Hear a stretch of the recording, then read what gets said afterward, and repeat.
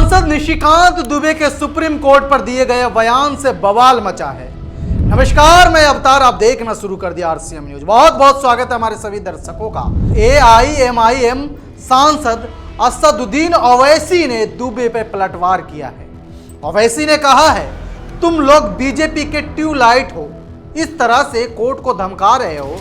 क्या आपको पता है अनुच्छेद 142 संविधान का क्या है? इसे BR अम्बेडकर ने बनाया था। तुमसे ज्यादा दूरदर्शी थे।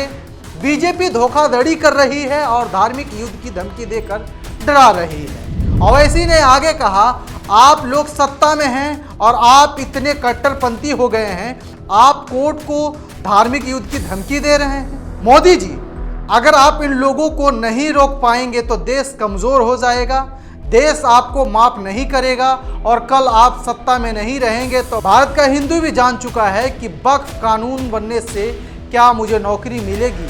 हिंदू जान चुका है कि मुसलमानों की नफरत को दिखाकर बीजेपी वोट बटोरती आई है।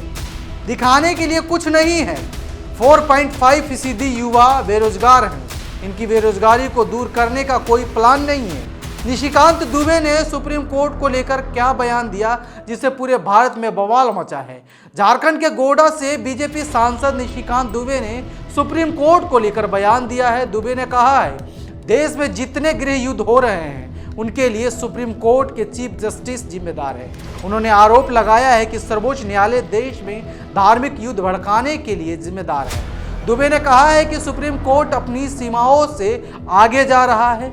अदालत संसद द्वारा पारित कानूनों को रद्द कर रही है और यह तक कि राष्ट्रपति को निर्देश दे रही है, जो सुप्रीम कोर्ट के न्यायाधीशों को नियुक्ति करती है। संविधान के अनुच्छेद 368 के तहत कानून बनाना संसद का काम है और अदालत की भूमिका कानून की व्याख्या करना है।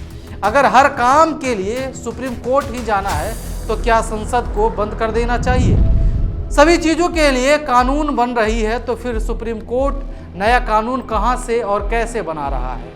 हालांकि बीजेपी ने दुबे के बयान से किनारा कर लिया है। बीजेपी के राष्ट्रीय अध्यक्ष JP नड्डा ने एक्स पर लिखे पोस्ट में कहा, बीजेपी सांसद निशिकांत दुबे और दिनेश शर्मा का न्यायपालिका और देश के चीफ जस्टिस पर दिए गए बयान से भारतीय जनता पार्टी का कोई लेना देना नहीं है। यह इनका व्यक्तिगत बयान है, लेकिन बीजेपी ऐसे बयानों से ना तो कोई इत्तेफाक रखती है और ना कभी ऐसा बयानों का समर्थन करती है। बीजेपी इन बयानों को सिरे से खारिज करती है।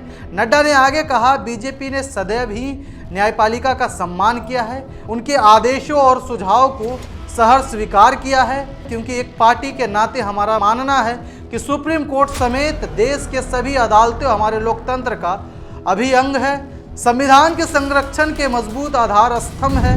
मैंने इन दोनों को और सभी को ऐसा बयान ना देने के लिए निर्देश किया है। अब संविधान और सुप्रीम कोर्ट को कोई भी कुछ बोल दे रहा है।